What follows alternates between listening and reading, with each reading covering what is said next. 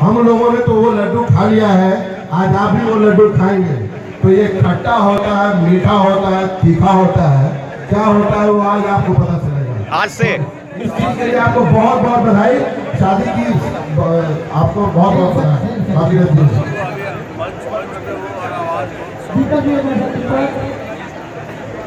और मैं चाहूंगा रंजीत जी 2 शब्द कहें अपने देव बाबू के लिए। रंजीत जी।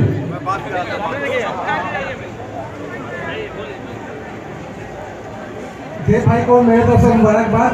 देव भाई इधर देख लो देव। हर हर महादेव। मेरे बचपन के दोस्त जब से बॉम्बे आए स्टर्लिंग एक साथ के हम लोग ने, बहुत खुशी होती है कि आज देव इस मुकाम तक है। Thank you.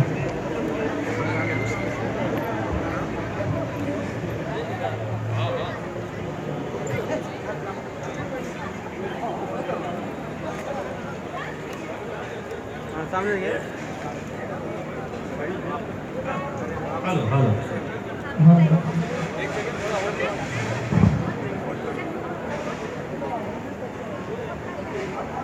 हाँ जी। और आइए कहते हैं